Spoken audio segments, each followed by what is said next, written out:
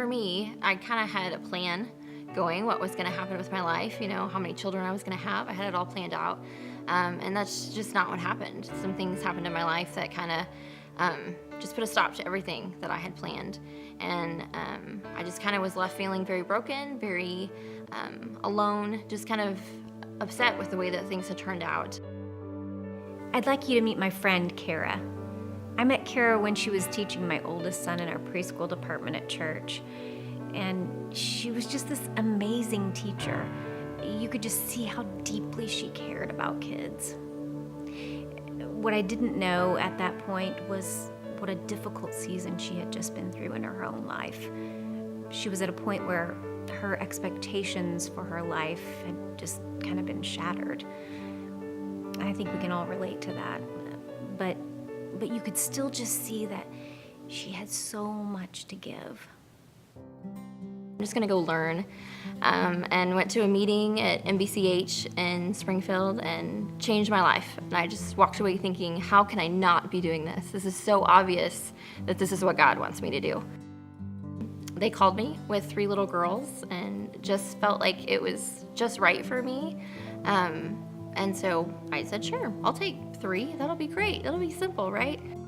It was wonderful. I mean, they came into our home and it just meshed right away. I think we all just felt very comfortable with each other. I remember Julia was the first one that ever called me mom, and that was pretty special. That, they'd been with me long enough that was just natural to her. Cara had the blessing of Josh and his son unexpectedly coming into her life and into the girls' life. They got to know each other through work, and finally, Josh asked Cara and the girls if they wanted to go do something with he and his son. Cara said she knew Josh was really serious about her when he started taking foster parenting classes himself. He wanted to be a part of Cara's life, but he also wanted to be a part of the girls' life, and he was all in with not only becoming Cara's husband, but also becoming a dad to those girls. Yeah, we'd had our girls for, it was about 22 months. And during that time, it had kind of gone back and forth on what was going to happen with their situation. And for a long time, we kind of felt like they were going to stay. This was going to be a permanent home. And then it kind of switched overnight almost. And it seemed like they were moving to try to send them back to their prior home, which became really, really hard for us. Lots of people involved in their case really didn't feel like it was a proper place for them to go, and it was very scary. And so they did go back to their biological home for a little while, and that was really hard on us because I had to realize that God does love them more than I ever could, and He's protecting them, and I had to let go of that. There was nothing I could do to fix that or to control that. I really, really wanted to. But I just knew that He had a plan, and if His plan was for them to come back to me, they would. If that wasn't, that He would protect them in some way. God has a plan. He is in control. We so often want to control everything in our life, and we just can't. We want to be strong in our own strength, and God has so much more for us than that.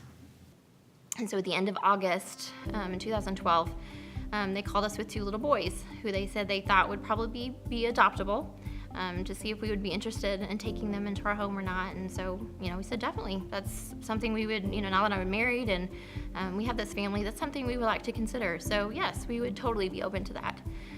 So we brought the boys into our home. And I guess about a year and a half into having the boys, when we finally kind of decided, yep, we're gonna keep them, this is their forever home, we're bonded with each other, we get this call that my girls are coming back. So it's just kind of overwhelming. Here we were, we think, okay, we're good, we're having these boys in our home, and now here comes my 3 girls again. So it was obviously never our plan to adopt 5 children and to adopt them as close as we did, but they're our kids. Well, I think honestly the biggest thing for me has just been that lack of control. And I think all the way along I learned that. Before I went into foster care, when my life kind of fell apart, I realized I wasn't in control. Through several parts of the foster care process, you realize you have absolutely no control. There's nothing you can do, and as much as you want to fight for things, you can't. It's all not in your control. And so relinquishing that and then realizing that God has that control was the biggest thing for me. Psalm 139, 7 through 10 says this: Where can I go from your spirit? Where can I flee from your presence? If I go up to the heavens, you are there. If I make my bed in the depths, you are there. If I rise on the wings of the dawn, if I settle on the far side of the sea, even there, your hand will guide me. Your right hand will hold me fast. Our hope and confidence is placed in a God who is in control.